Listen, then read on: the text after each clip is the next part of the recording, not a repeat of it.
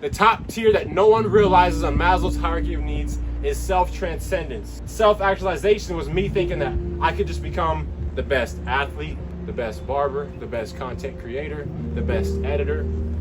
To think that the greatest process of human development was just to gain for self and not to push beyond one's own self and help others, that would be a flawed mindset. We all know that's not true. That's not the case. And you guys can learn this the hard way or the harder way. For me, I learned it the harder way. I learned this making $28K a month in my penthouse in West Hollywood, California, booming.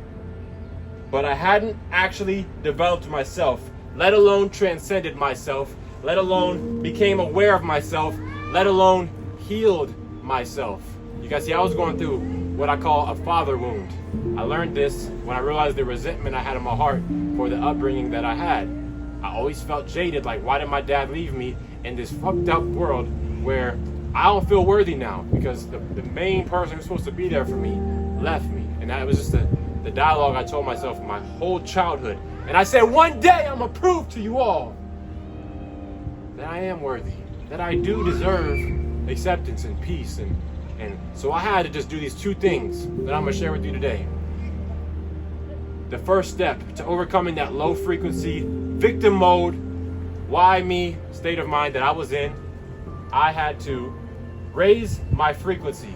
And you can do this immediately. When you're in a low frequency, the best thing to do is bust out those burpees, bust out those push-ups, bust out the bag work.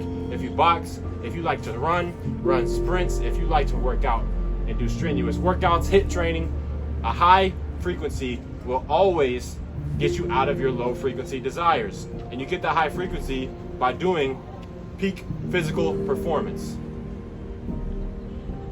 And guys, this is what helps me to not desire, because I was in my low frequency desires. Every time I thought about why me, why did I have this hard upbringing?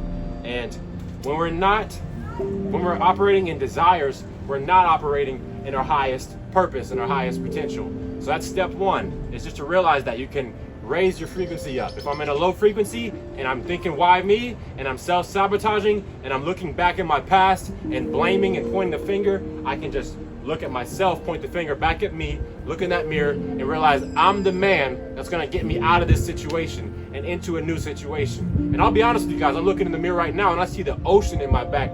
My backyard is an ocean. Ocean views, small circle, it's a chosen few. I wrote it down and I followed through. I really hope you guys can internalize these teachings that I'm passing through that didn't come from me. They came from above. They came from others. Stoic wisdom and philosophy. That path from above that we're supposed to live in this life is the one that we can start living when we stop desiring and self-sabotaging and thinking about me and self all the time. And step two, the way to overcome this is to become the source of what you seek. Growing up, I had no guidance, I had no structure, I had no inner peace. It was chaos. I had my brothers, one time I woke upstairs and I hear a bunch of thuds. And I walk upstairs and I'm like, what is all this ruckus? All this loud banging and screaming? And my older brothers are fighting. They have, there's a dresser right next to his head and they're wrestling and trying to MMA fight each other. And underneath the dresser is a hammer. My brother grabs a hammer and starts trying to swing the hammer. Like they were trying to kill each other. And I'm like a little kid.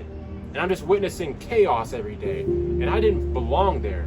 I knew in my heart and soul I'm supposed to be somewhere experiencing a life that's not this. And I have a tattoo of a caged bird. You guys, that's what this tattoo means to me. I just felt like a bird in a cage. I wanted to fly far, far, far away from here. Just like that Forrest Gump, the little girl in Forrest Gump, Jenny. I love you, Jen A. She ran with Forrest into the forest, into that big garden when her dad was trying to beat on her.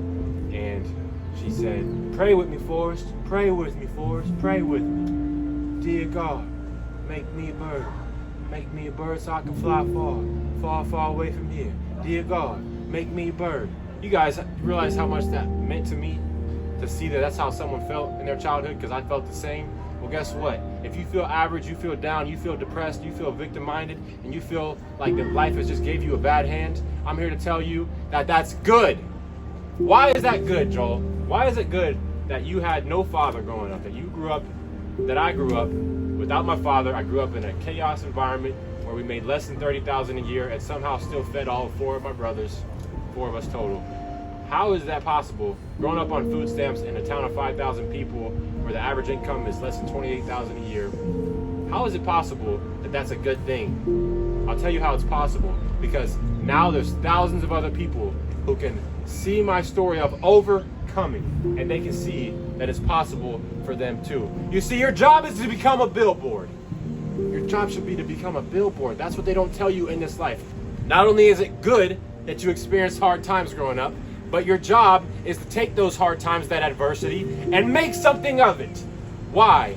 Because now there's thousands of other people who are waiting to see that it was possible for them.